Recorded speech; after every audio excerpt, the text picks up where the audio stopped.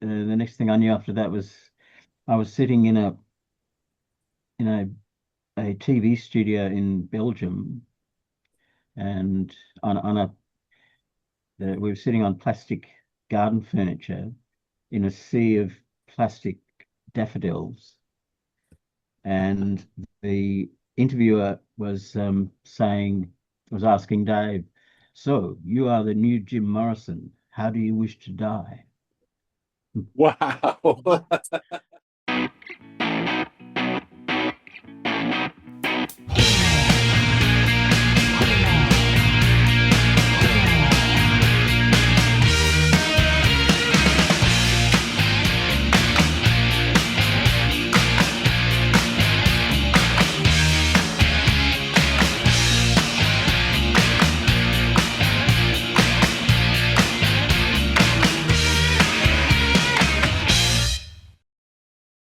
Hey, everybody out there. Welcome back to another episode of the Audiophiles. I am Andy, and that fellow over there, why, that's John. We get together and we share tracks with one another. John, you're going to be offering up a song and an artist for me to go off and listen to. What is on the docket? Okay, so this is a artist who we have spoken about and around a couple of times recently, the Triffids. Oh, Um, and when I spoke about them, because you don't know, I referenced one song in particular, and that song is "Wide Open Road." yeah. So get your wide open ears and have a listen to this. Okay. I will, I'll do just that.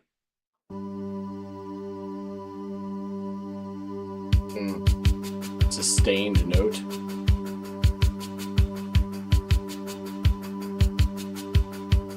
This beat almost sounds like synthetic or like electronic drums or something. It's got that very like 80s sound to it, right? Which is, I mean that in the best way possible. Like it's a very, for me it's a kind of a comforting sound because, it's the way music was produced in my youth or whatever. But yeah, this is definitely has that sound to it, which is lovely.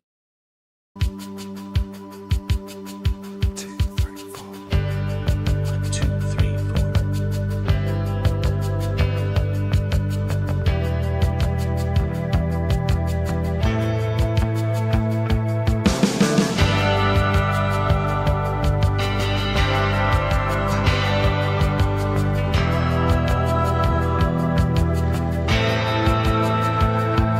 Well, the drums rolled off in my forehead. Guns went off in my. I love how he's like the drums rolled off of my forehead and then immediately like hearing the cue, the drums enter. Um, I like that. You know, they're not splitting the atom or anything, but it's a clever little touch for sure. Let's take this back a bit.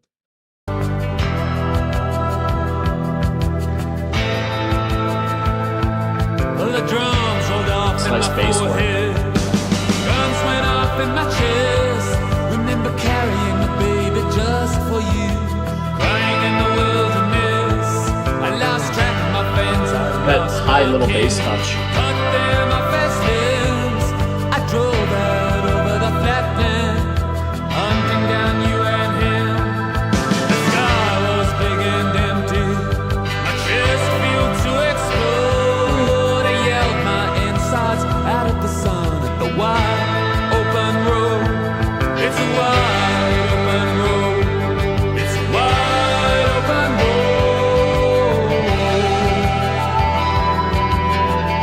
A reedy flute-like instrument. How do you think it feels sleeping by yourself?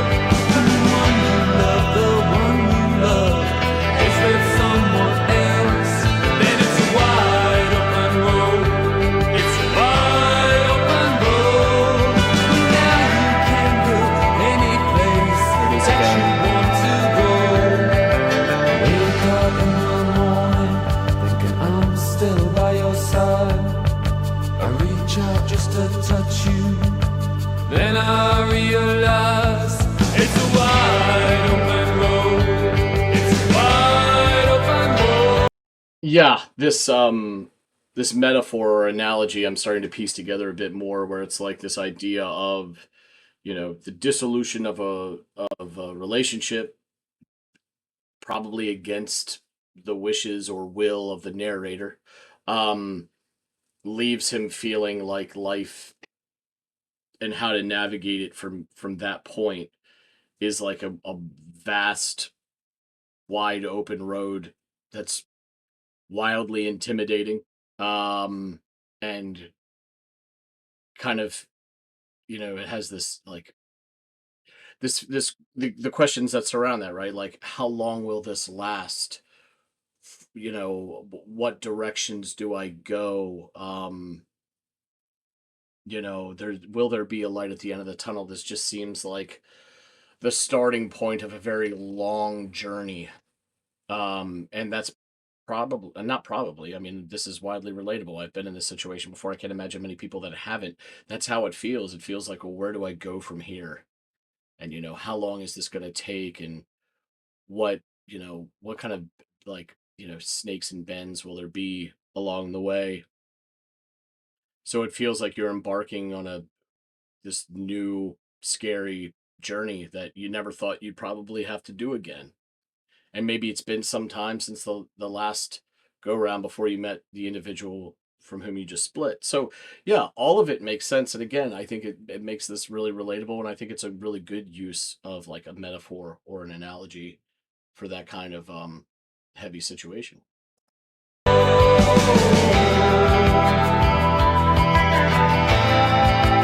That flute again. How do you think it feels sleeping by yourself? The wonder is with someone else. In the morning, it's an wide open road. It's wide open road. It's wide. Then I realize it's a wide open road. Sort of going back. It's a wide open road.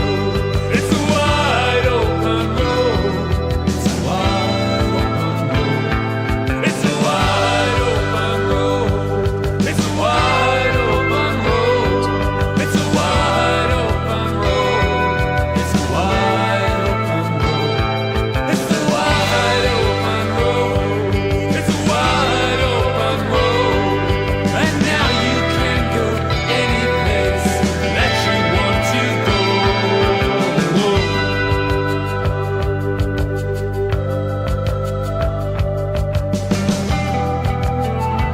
Oh, I love that little guitar motif. And the bass kind of goes along with it. Good stuff.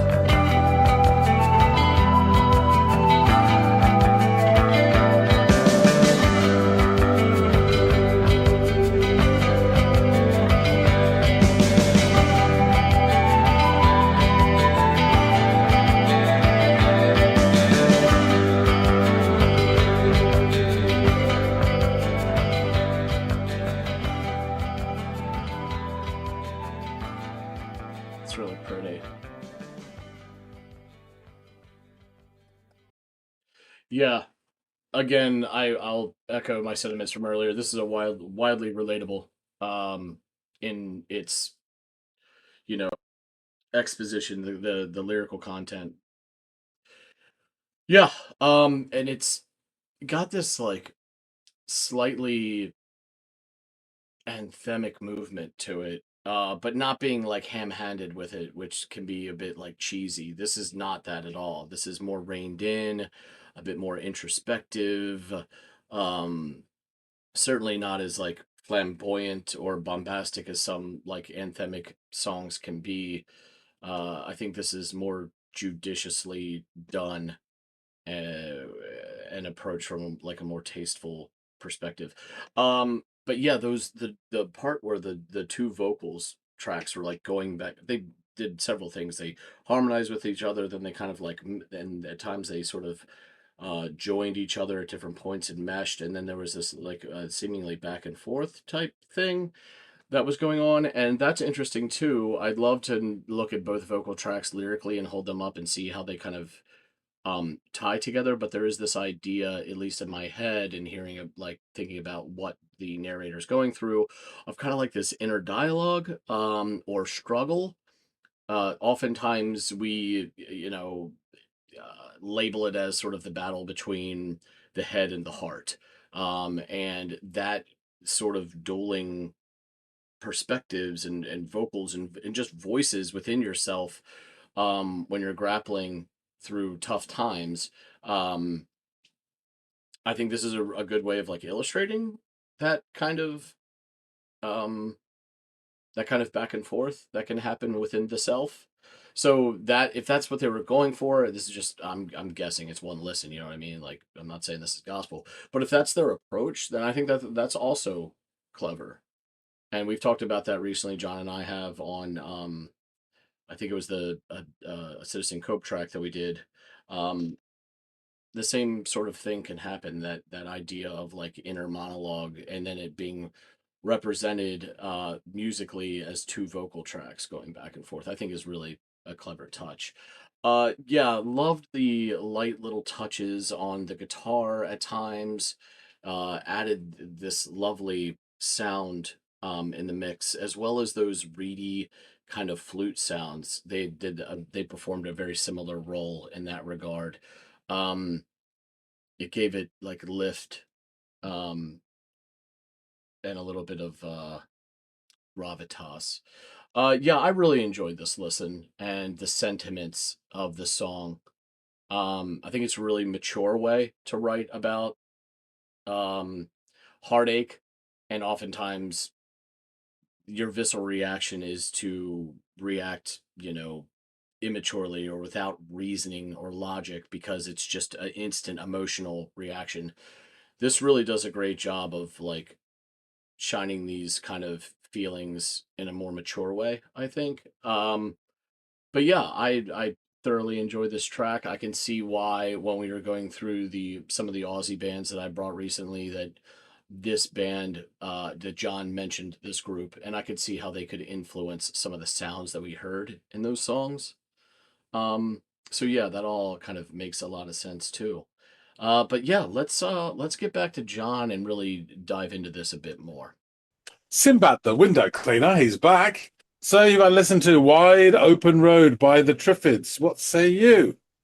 So yeah, this was an interesting listen. Not only just like at face value, but also because of I've recently given you a grip of Australian artists, and you had mentioned the trip. I think actually I may have first, only in that they were part of the research that I had done that these guys had inspired some of the band's sound.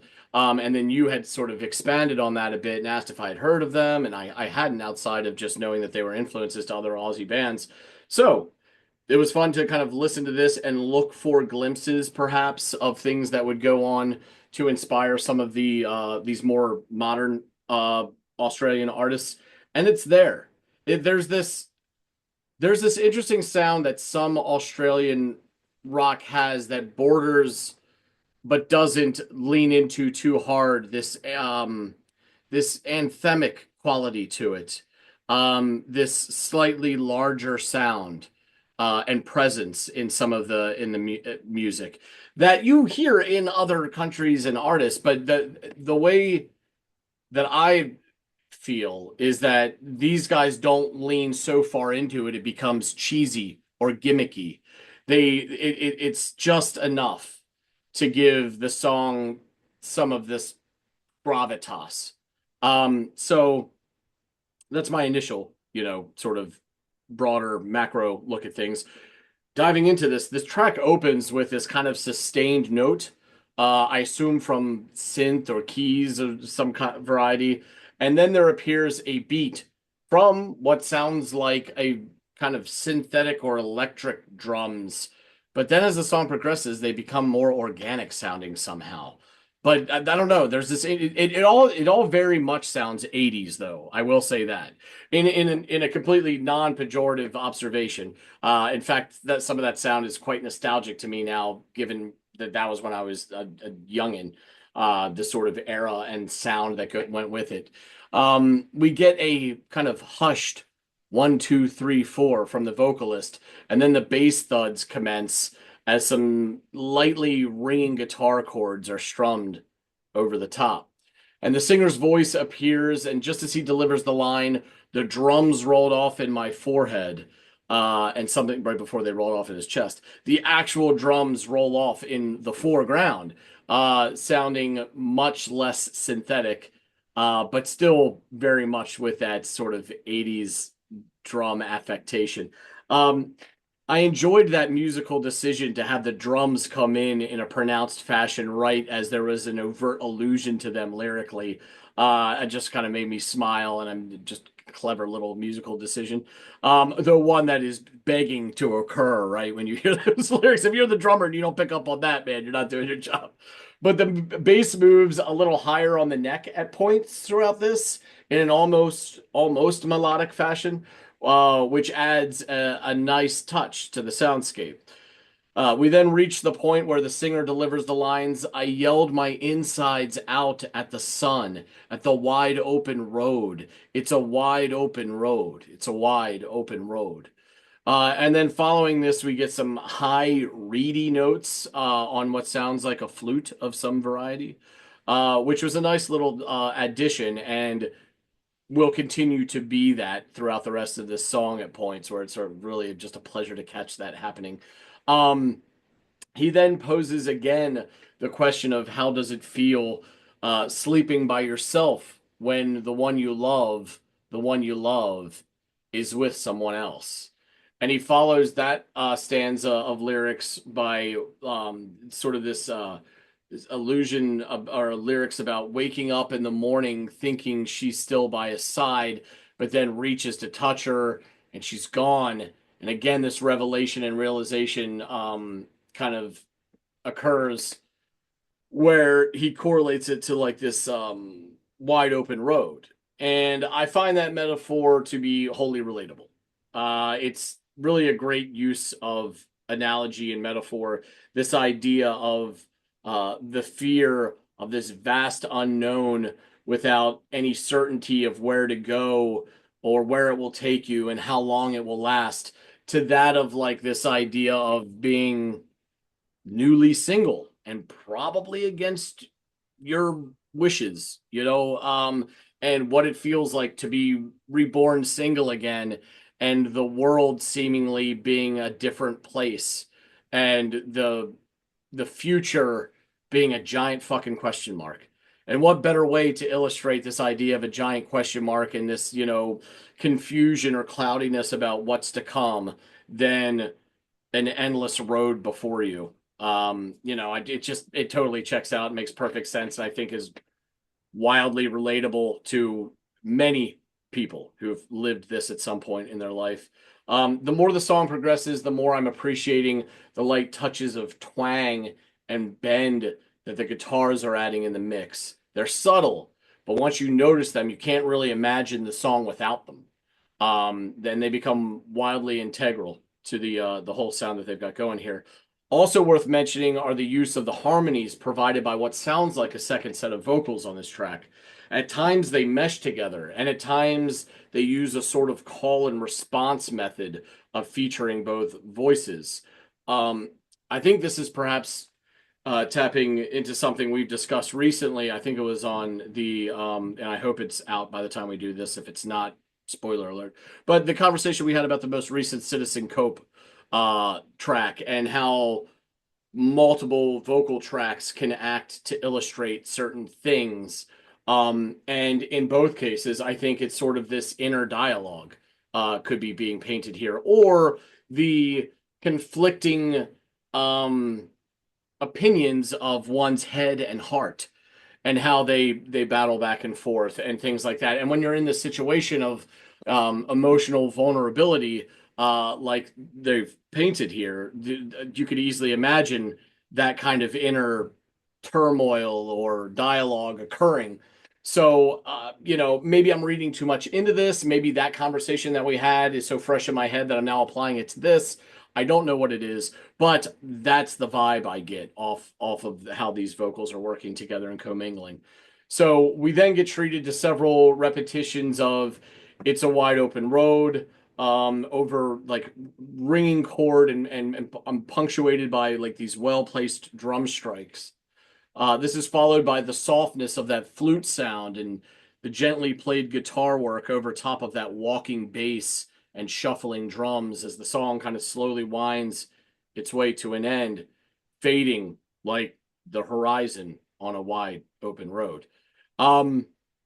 Yeah, this track had just a touch, as I mentioned earlier, of this anthemic sound to it, while not at all being heavy-handed with that sort of sound which plenty of bands and artists are guilty of using, to the point where it does become cheesy. This is tastefully done and more judiciously done.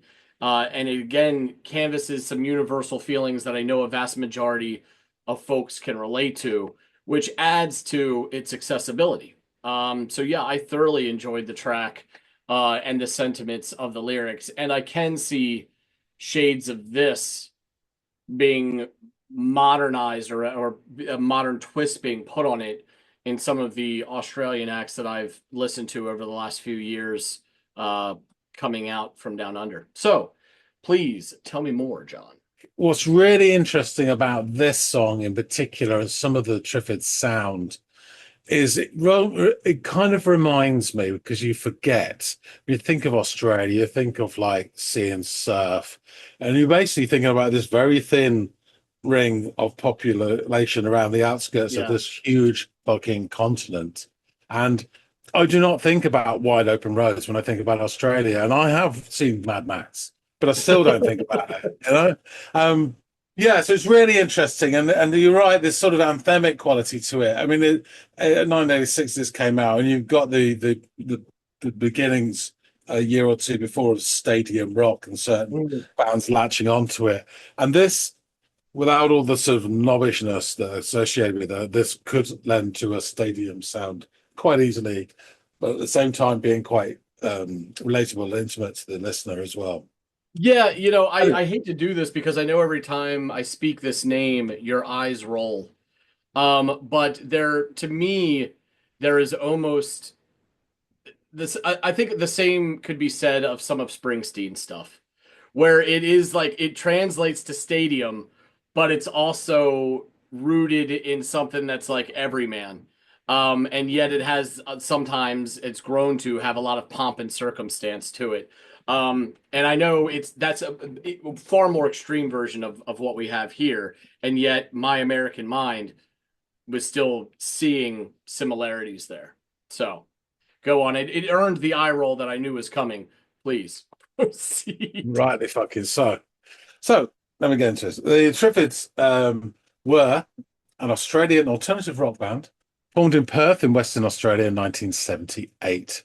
They achieved some success in Australia, but much greater success in the UK and Scandinavia in the 80s before disbanding in 1989. They have been described as indie rock, alternative rock, folk rock, and country. According to music historian Ian McFarlane, in quotes, the Triffids remain one of Australia's best-loved post-punk bands. McComb infused his melancholy songs with stark yet beautiful and uniquely Australian imagery. Few songwriters managed to capture the feeling of isolation and fatalistic sense of despair of the Australian countryside. And that's interesting, the character of Australia and sort of the sense of place. There's another song that I go between Castle and Cane, which is seen as a real key song in the Australian music book, as it were. And again, that defines a sort of feeling with a place as well. Very interesting. So, formed in high school, Dulcie was initially a multimedia project, making music books and photographs. The name soon changed to Block Music, and block is without a C and with an umlaut over the O, and music is also without a C but with a K. And then they changed their name to Logic for one day. And then in May 1978, they became the Triffids, taking their name from the post-apocalyptic novel by John Wyndham, The Day of the Triffids, and much loved, really crappy special effects TV series on the BBC in the late 70s, early 80s. Fantastic. The Triffids began partly in response to the punk rock movement. Writing in his diary as a teenager, McComb traced the band's emergence in Perth, and this is from his diary, which is quite interesting. On the night of 27th of November 1976, a tape was made by Olsey MacDonald playing a single toy drum and Dave McComb playing acoustic guitar. The multimedia group Dolsey had come into being. Dolsey went on to make several remarkable tapes, brackets, mainly of original material. The Loft tapes, Rock and Roll Accountancy, Live at Ding Dongs, Bored Kids, Domestic Cosmos, People Are Strange, Dolsey a Stranger, Steve's, and the seminal punk work, Pale Horse Have a Fit. Dolsey did paintings, sculptures, and poetry, and wrote a book called Lunch. They were tinny and quirky, obsessive and manic, versatile and productive. They were all also immensely unpopular. This is his diary. The members of Dolsey grew to hate their audience. They still do, and this hate is an integral part of their music. Dolsey split up towards the end of 1977. They launched into 1978 as Block Music with their famous Block Music tape. In April, they played at the Leaderville Town Hall Punk Fest alongside Perth's punk rock contingent. But, as usual, no one danced. After that, they went home and metamorphosized into Logic. Within a day, they changed their minds and metamorphosized into the Triffids. I thought that's really cool. Yes. Between 1978 and 81, McComb wrote over 100 original songs, and the Triffids had recorded and independently released 6 cassette tapes, a very much a DIY thing. Yeah. At the end of 80, the band won a song competition run by Western Australian Institute of Technology Students Guild radio show on 6NR. And in July 1981, they released their first single, Stand Up, on the Shake Some Action label. After a few more EPs, the band released their debut album, Treeless Plain, in 1983. The album was named after the Nullarbor Plain, which Robert McComb estimated they crossed 11 times, travelling from Perth to the east coast of Australia. He said, "It took 5 days in my combi van, and then 3 days once we got a van that could do better than 50 miles an hour. We hit a couple of roofs in that one. One of them almost towed the car. At one point, Dave wanted to call the album $2,000 Kangaroo." In late August 84, the band relocated to London, where their recordings had been issued by Rough Trade Records to critical acclaim. With little savings and 5 return plane tickets due to expire by Christmas, they gave themselves 3 months to make inroads into the UK. Success was confirmed when they graced the 5th of January 1985 cover of The NME, which predicted it would be the year of the Triffids.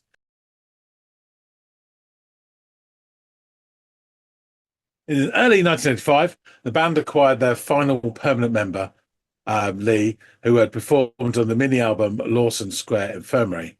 And the Triffids toured Europe and played stadiums supporting Echo and the Bunnymen, friends of the channel. And grassroots following developed as they toured Western European countries as part of this summer Euro Festival circuit and then performed at Glastonbury. Unable to raise a major record label deal and with low finances, Born at Sunday Devotional was recorded in London in August 1985 with Gil Norton producing, him of Echo and the Bunnymen, Pixies, Foo Fighters, Throwing Muses, Jimmy Eat World, Blue Airplanes, Per Ubu, Belly, Catherine Wheel, Long Pigs, Counting Crows, James, Patti Smith, Ed Harcourt, Gomez, and many others. God, were any of those artists have any of those artists not appeared or been alluded to on this channel? That's a real who's who. It is, isn't it? Yeah, and so it was released in March 1986. There's a bit of a delay, which I'll get into, and that is said album there. Yeah, it's a evocative picture on the cover as well, isn't it? I mean, it just puts you in a place. And the first track is The Seabirds, which is awesome. Anyway, and obviously Wide Open Road is the opener for side 2 of this album. So just to get into the personnel at this point, David McComb, vocals, guitar, keyboards. Okay. Robert McComb, violins, guitar, backing vocals. Martin Casey, bass. Jill Burt, keyboards, vocals. Evil Graham Lee, pedal and lap steel guitar. And Ozzy McDonald, drums, percussion, and backing vocals. And additional musicians on this album: Sally Collins backing vocals, Faye Brown backing vocals, Adam Peters cello, keyboards, piano, Chris Abrams piano, vibraphone, and Leslie Wynn viola. So, according to aforementioned McFarlane, the Australian rock music historian, it was full of some of the most lonely, spacious songs ever written, and it remains one of the best Australian albums of the 80s. And that's interesting, this sense of spatial, huge horizons, but feeling lonely and isolated at the same time within the context of your surroundings. It's been done before. It's really interesting. Born Sunny Devotional reached number 27 in the UK albums chart, and Wide Open Road peaked at number 26 in the UK singles chart. And that's the 12-inch there. But it only reached number 64 on the Australian singles chart. So, in quotes from David Coombe, when we finished Born Sunday Devotional, I knew it was the best thing we'd ever done. There was no question about it. The writing was much more autobiographical than anything I'd done before. I felt quite close to the subject matter. I found myself almost following the idea of fidelity as a complete, all-consuming faith to give you some sort of direction or something. And Born Sunday Devotional, it was the name of a song that didn't make it onto the record, which is about somebody called Sandy. I like titles like those. They're just a law unto themselves. They have a feeling unto themselves. Born Sunday Devotional is the culmination of our efforts to try and capture our more considered lyrical approach with a physical intensity. Well, not really, but that will have to do. I just love it. This Born Sunday Devotional because these imagery, but it's actually some bloke called Sandy. I think that's fantastic. The Enemy described it as a masterpiece and boldly reoccupies the territory rock has abandoned in its retreat into self-obsession. This is the studio rock, stadium rock thing we're getting. Yeah. And so throws down the challenge to the rest of the field. Have you the imagination to accept? Sounds wrote that all the other rock is howling around, picking the sand out of their eyes, and the Triffids, on this hurricane form, make it look like a swarm of legless lizards. They've evidently taken their time, but unleashed their true masterpiece when their nearest rivals clog their own arteries with pomp and frigid pretentiousness. Melody Maker said that, alas, somebody's released Born Sunday Devotional, which was finished nearly a year ago, but has been bouncing around between dithering record companies ever since. God knows why, because it's a classic. 10 songs of love and life in a hostile subtropical landscape. David McComb wrote the lot, and it's a substantial achievement. His lyrics display real writer's insight and mould imperceptibly to his unhurried melodies. In May 2001, the Australasian Performing Right Association, APRA, as part of its 75th anniversary celebrations, named it one of their top 30 Australian songs of all time. So the lyrics. Well, the drums rolled off in my forehead and the guns went off in my chest, remembering carrying the baby just for you, crying in the wilderness. I lost track of my friends. I lost my kin. I cut them off as limbs. I drove out over the flatlands, hunting down you and him. The sky was big and empty. My chest filled to explode. I yelled my insides out at the sun at the wide open road. It's a wide open road. It's a wide open road. So how do you think it feels sleeping by yourself when the one you love, is with someone else? Then it's a wide open road. It's a wide open road. Now you can go any place that you want to go. I wake up in the morning thinking I'm still by your side. I reach out just to touch you. Then I realize it's a wide open road. It's a wide open road. So how do you think it feels sleeping by yourself when the one you love, is with someone else? So how do you feel sleeping by yourself when the one you love, is with someone else? I wake up in the morning, it's a wide open road. Thinking I'm still by your side, it's a wide open road. I reach out just to touch you, it's a wide open road. Then I realize it's a wide open road 10 more times, and now you can go any place that you want to go. So yeah, possibly, it says here, possibly the best known song by the Triffids. Wide Open Road was written by David McComb almost entirely in one morning. The song is intended to evoke a dusty Western Australian desert. At first listen, it sounds like a simple case of unrequited love.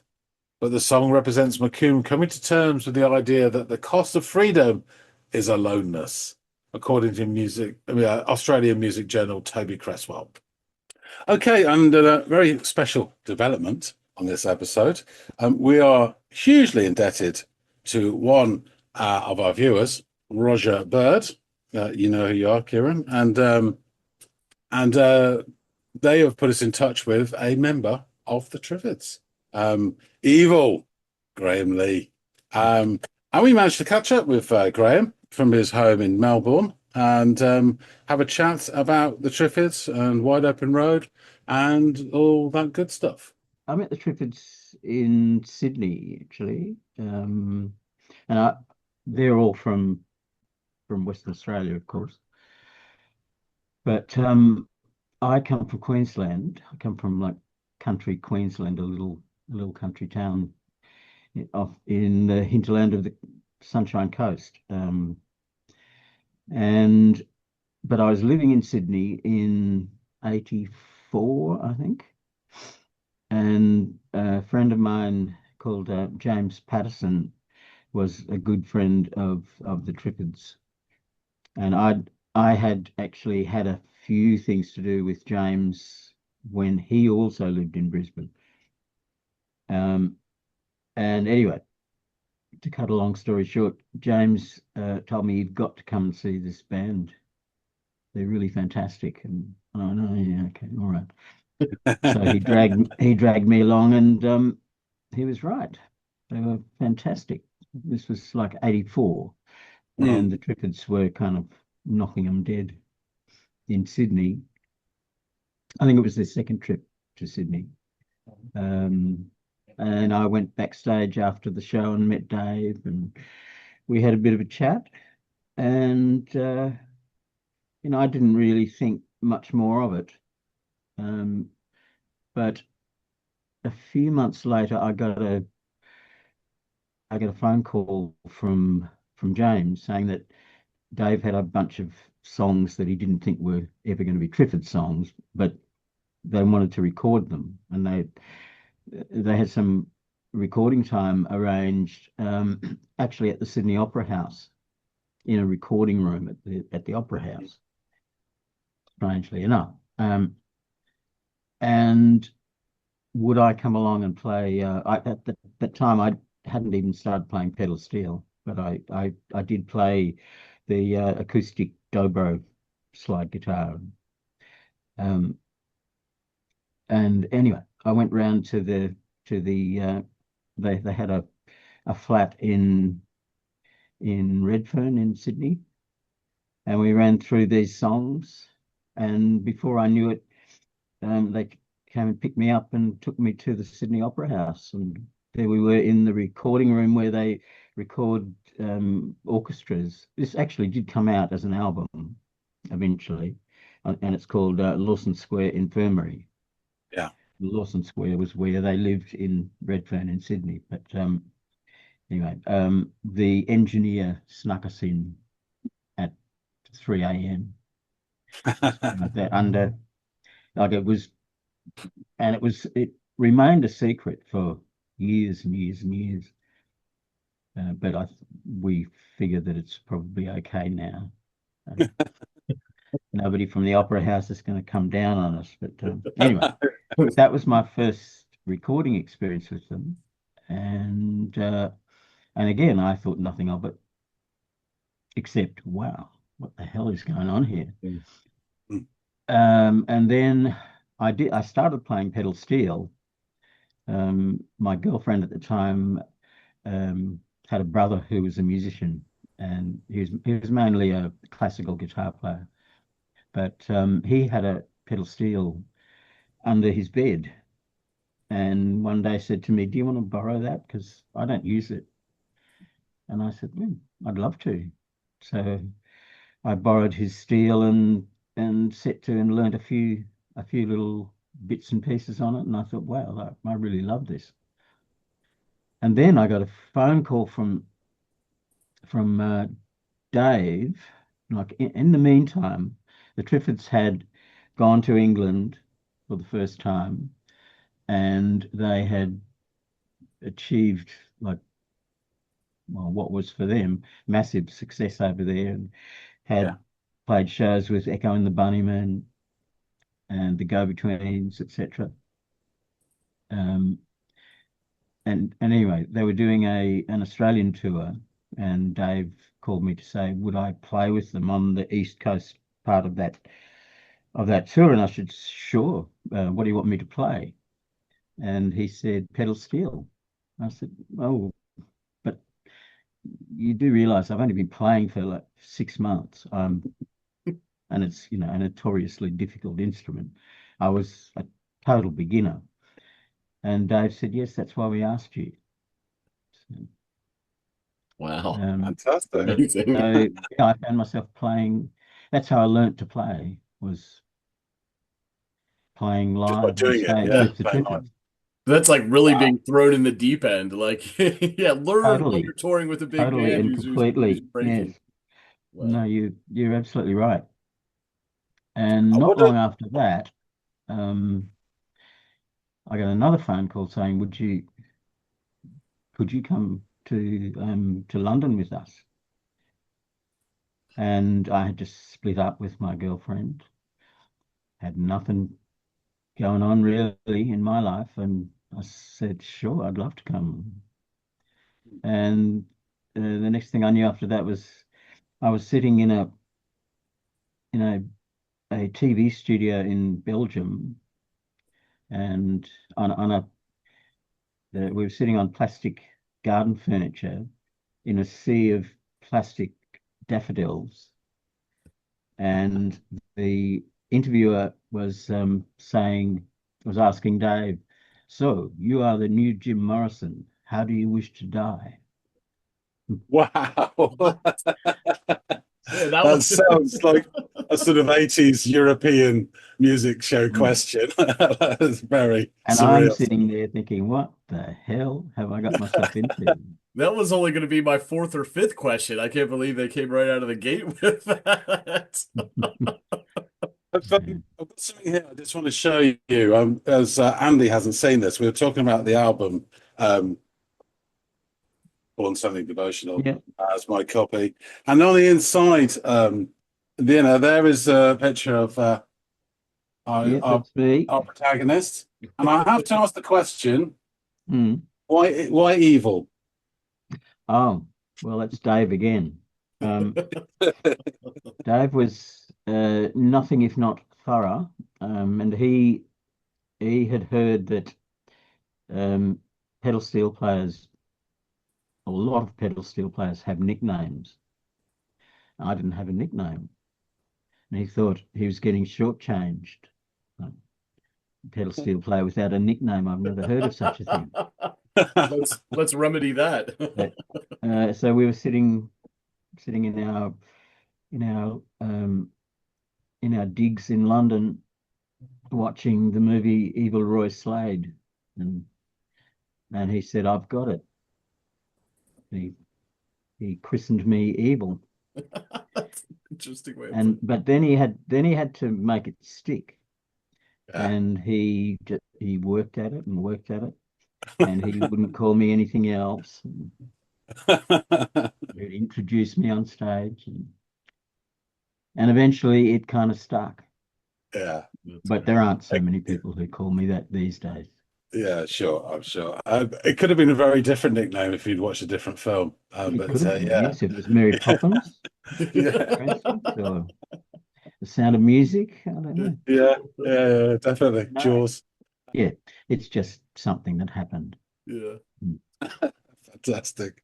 So, what was it like for a young Australian band in sort of in London in the 80s? Well, like I said, the Triffids kind of fell on their feet. Um, the Triffids had a wonderful manager, a woman called Sally Collins, who's still around and lives in London. Or well, actually lives in the south of France, and sometimes in Australia and sometimes in London. But Sally was probably the main reason why we, we kind of fell on our feet, landed on our feet. And Sally worked for our record label, Hot Records, Australian label, small Australian label. And Sally ended up leaving Hot Records to become our manager full time, and through her we got Mick Houghton as a publicist. Mick Houghton was working with people like Bill Drummond from the KLF. That would kept his Of course, hands the pulled up. KLF Yeah. was not even a glimmer, a glint in his eye at that stage. But Mick had quite a roster, and I think it was just through connections like that like the Triffids on their first trip had done a support tour of the UK with Echo and the Bunnymen. Yeah. So that was kind of unheard of for an unknown Australian band, and that was purely through Mick, I think. Bill Drummond, when he turned 33 and a third, he decided to make a solo album, and he and we just happened to be in Mick Houghton's office when Bill came in to ask Mick if he knew a band who might be able to play on his album, and we were the ones chosen. Wow. And that's how I met Bill Drummond. We the Triffids minus Dave played with a backing band for most of his solo album, which was called The Man. And you can't get it these days. It's a fabulous album, but all of those albums were deleted at Bill Drummond and Jimmy's behest. When they quit doing the KLF, they said, and like they deleted all of their entire catalogue. So things were happening very fast for a guy who couldn't play the pedal steel at all. You did a decent enough job. Suddenly in demand. We were talking about specifically the album Born Sunny Devotional in our episode, and did you guys ever feel about how well received it would be when you were making it? Do you have an inkling? We thought that it would, because it was quite clearly the best collection of songs that Dave had written, and it was a collection of songs that he wrote on the theme of unrequited love, and he meant them to be together as a group. Yeah. They were all specifically written for this album, and Dave in particular was, he was really reaching for the stars, and it went brilliantly well. Like the recordings went brilliantly well, and we knew the songs were great, and we seemed to be getting a bit of a name, and we figured, well, some major label is going to pick us up, but they didn't. And of course, Wide Open Road sort of became really sort of intrinsic to part of the Australian character, as it were, really sort of taken part of their national identity. Yeah, but not immediately. We didn't really fit in. Australia at the time was very much a pub rock scene, and it wasn't pub rock like your pub rock. Yeah, it was. We just didn't fit in at all. sure. So, and Australia, I don't know, there's kind of a cultural cringe here. Well, there certainly was back then. And Australian audiences kind of waited until audiences somewhere else said, "Oh, these people are really great," and then they would jump on board. Like the audiences when the Triffids went to the UK the first time, um, the Australian audiences got much bigger, and as our audiences over there grew, our audiences in Australia grew. So, like, Wide Open Road has never been a hit. It was never really on the charts or anything, and the album didn't. I don't have any gold records. Um, it's it, but yeah, it has somehow kind of made its way um, into the history of Australian music. And Yeah. um, if it like if I was to stop somebody on the street in Melbourne and say, "Have you heard of the Triffids?" Um, the only song that they would know probably would be Wide Open Road. Yeah.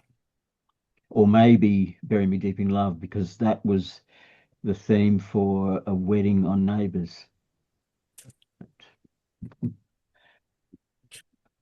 We were very lucky in that we had not only a brilliant songwriter in Dave McCann, but he was also a brilliant producer. And all the Triffids records should really say, at the very least, co-produced by David McCann, because all the really great ideas on those albums came from him, or from, our rehearsal sessions. Um, he had such a vision for the music, and he really wanted, particularly with the album and songs like Wide Open Road, Lonely Stretch. He wanted to paint a picture, Yeah. make them very cinematic, Yeah. and he did it. He was incredible.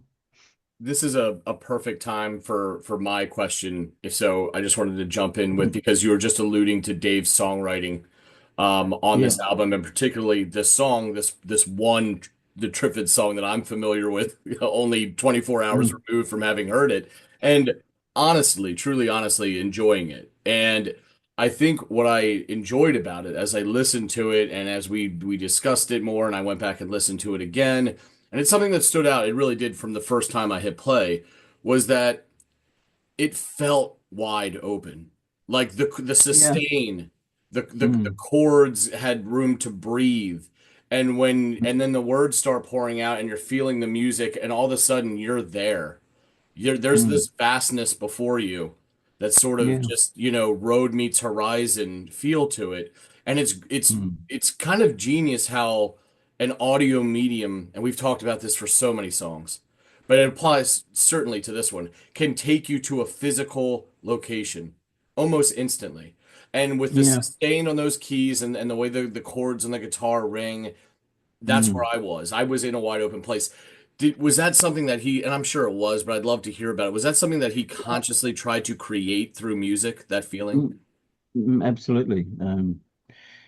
And it's even more apparent in some of the other songs Yeah, well, I will be checking those on out. the album, like uh, I mentioned before, the song "Lonely Stretch," which is, I guess, the darker side of Wide Open Road. Although Wide Open Road is fairly dark in itself, Yes. people think it's about a wide open road, but it's actually not. It's and and it has its basis in fact too. And um, Dave did have Dave was writing uh, about the end of a love affair where he felt that he was betrayed, Mhm. um, and there was a real love affair, and I'm not going to mention any names, but um, there was a real woman and there was a real man who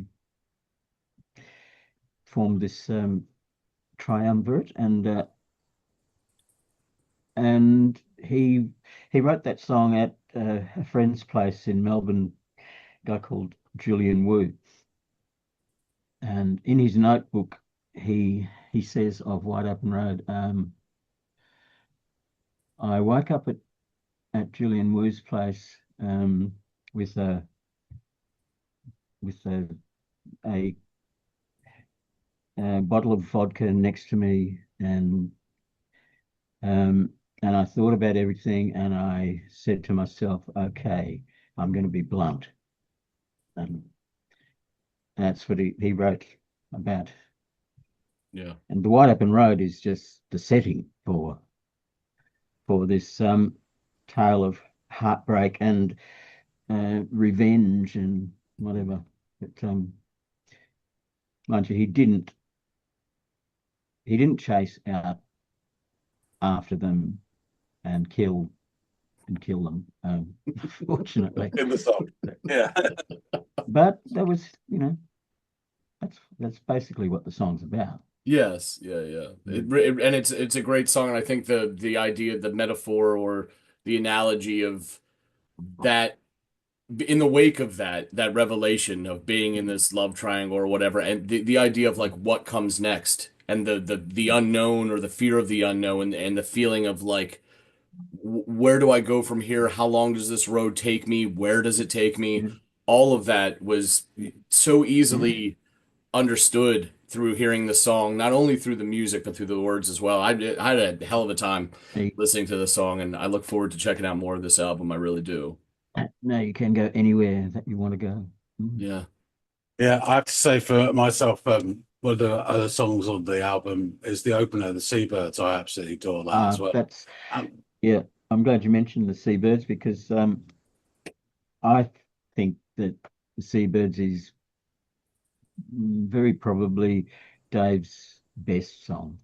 Um, it's just so perfect and so concise, and the language there's- is so incredible. But yeah, really interesting. And there's some nice beginner steel guitar playing on it as well. yes, well, it really was beginner steel guitar playing, So it and starts it with was a and in and it was actually a beginner with a hangover. The best kind So of beginner. I think I did all my parts, certainly all my steel parts on one day in the studio, and I had a crushing hangover. It was so uh, so I was being very concise too. yeah, brilliant. I spent a lot of time, like maybe a dozen years ago, um, going through Dave's notebooks and Mm. his songwriting cassettes, and I can tell you that What Happened Road, while he says that he wrote it one morning at Julian Wu's place, he Yeah, didn't actually. It, yeah. but I He think it finalized it began probably. there, and I've got uh, there were maybe 10 pages full of development of that song, which Wow, is very interesting to read. I bet. But most of it was there pretty much from the beginning. There were just sort of little twists and tweaks from then on. But no, he really worked incredibly hard. And when I was going through these notebooks, like I had no idea at the time of the kind of um, effort he was putting in to writing these songs. He'd bring them into the rehearsal studio, and we'd work on arrangements for them, and we'd go, "Oh, that's a good song," and we were so spoiled. It's like because it was just brilliant song after brilliant song. Um, but all we had to do was um, paint the right kind of um, images, musical images for the song, but he had to write them. He had Yeah, to, and also he was using his own, in this particular case, he's using his own heartbreak to write this song. Yeah. And yeah, I he was an amazing man, and it's a real pity that he's not here today. yeah, Yeah. yeah. I think that comes across. It really does. Um, okay, we've got just a few minutes left, so I just want to. I think we'll wrap this up before we Sure, run out of time. But Graham, huge thanks for no taking the problems at time all. to chat with us. We really appreciate it. This is the first time we spoke to someone um, on the channel, as it were, from a band that we're featuring. I did put the flyers out to Black Francis of the Pixies, but he never came back to me. So we really appreciate you taking the time, and I know it's all the different time delay, around the world. This is very much around the world sort of chat, Yeah. and so yeah, really appreciate. I'll have a listen to some more of Yeah. your We'll let you know when it's thing. dropped and you can check it out. But Right. yeah, thanks again so much. We really appreciate Yeah. it. Thank And you, Graham. so No worries, a Joe. lot of pleasure that the Triffids have given us over the years. Yeah, huge thanks. All right, continuing the story of the Triffids. So the next album, In the Pines, 986, was recorded while they were waiting for the release of Born Sunday Devotional. And it took the Triffids deeper into sort of folk and country music with a very lo-fi sensibility. Based on the success of Born Sunday Devotional, the band signed a 3-record contract with Island Records. And between April and August 87, the band worked again with Norton to record Calenture, their Island Records debut. The album, released in February 88, saw them explore themes of insanity, deception, and rootlessness. The title referring to a fever suffered by sailors during long, hot voyages. 1987 also saw the release of 3 tracks recorded for John Peel. They were recorded back in 85, Peel sessions. So after Born Sunday Devotional, they did graduate to the festival circuit, said, and played again alongside Iggy Pop, the Ramones, The Fall, Echo the Bunnymen again.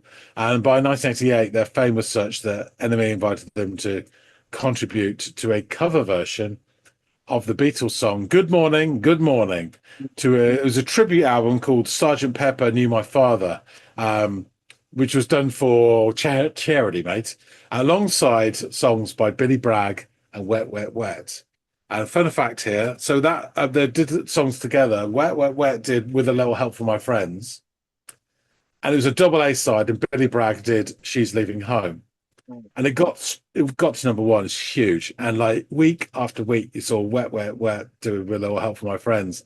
And then after about, I don't know how many weeks it was, they decided to put the other double A on, Billy Bragg doing She's Leaving Home, and the single instantly plummeted from the charts. Billy Bragg is a lot of things, but he's not a commercial touchstone. He really isn't. Bless him. The next album, The Black Swan, in 1989, was well received by critics, but was not a commercial success, which disappointed the band members.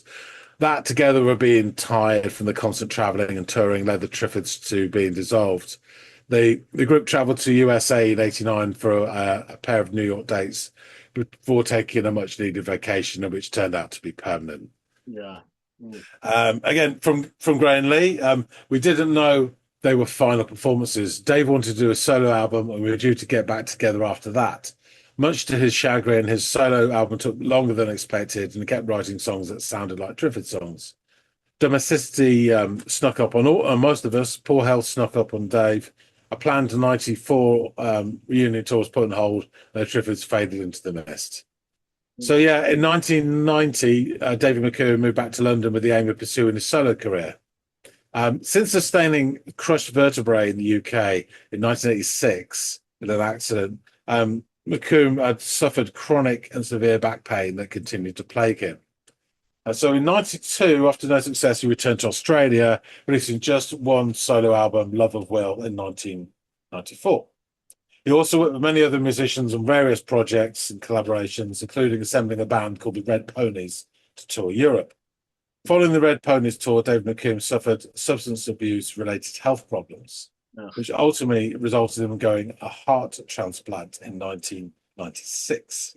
Jesus. Despite the exacerbation of his back problem from the transplant procedure, he embarked on a university course and his prolific output of songs continued. He recorded 7 demos at the studio of Julian Wu, a longtime supporter, with old friends Martin Casey, Mick Harvey, Warren Ellis, Steph Bad Seeds, Kieran Box, and Stuart Solar on drums, forming Co-Star with Graham Lee, Kieran Box on piano, Stuart Solar on drums, Will Ackers on bass, and Matt Habin on saxophone. Ill health limited live performances, but writing, arranging, and other literary projects continued at a furious pace. Following a car accident in Melbourne, Dave McComb was admitted to St Vincent's Hospital. 3 days later, he died at home on the 2nd of February 1999, a few days short of his 37th birthday.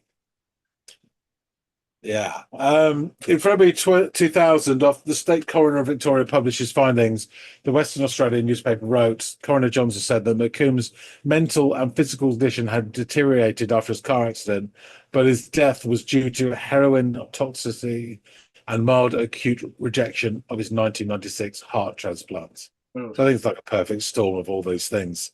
The Triffids back catalogue began being reissued in 2006. Graham Lee has taken the role of the guardian of Dave McComb's musical legacy. So in June 2006, in conjunction with the reissue of Paul and Sunny Devotional, the band reformed to play 3 live performances, 2 concerts in Belgium and 1 in Amsterdam, with guest vocalists replacing Dave McComb. A huge collection of band memorabilia was also displayed, along with the airing of a Triffids film and a question and answer sessions with the band members. According to Lee, the experience was, in quotes, more than I could have hoped for, a true celebration of the music and an intensity from band and audience that I have rarely felt. And so he's continued that work onwards ever since. That's great. That's awesome. Yeah, it's really sad, isn't it? I mean, We've yeah, done a tale before about, same thing with musicians that have died for a variety of reasons way, way, way before their time. 37 years old is no age at all. yeah, that's an awful outcome, but it is good to know that his legacy can live on because he affected enough people in his life to inspire them to sort of, carry the mantle or whatever, which is, that's heartening despite the awful outcome that McComb, endured and then had occur. It sounds like he, like so many people, resorted to self-medication due to his health issues, and that's a rocky slope to go down. Yeah, huge thanks once again to Roger Bird, to Kieran, for putting this all together, suggesting it, which is great.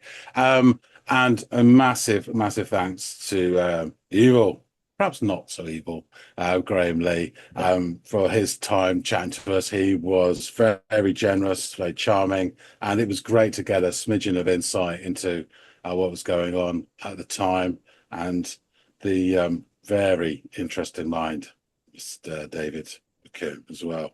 So yeah, thanks again. Fascinating stuff. Yeah, really. Right, I should wrap things up and say thanks for listening to Sunday. Folks out there, tell us what you think. If you do like this song, or please hit the like button and drop some comments. We'd love to hear from you. If you know any other former members of bands that we featured on the chat, anyway, Send them our way. I still want Black Francis, but I'd settle at Ian McCulloch. But anyway, yeah, please drop your comments, and also if you haven't subscribed already, please do. And every month, a new famous person. But we really do appreciate everybody that support the channel. That being said, thanks again so much for watching, and we'll see all of you in the next episode of the Audiophiles. See you later, guys.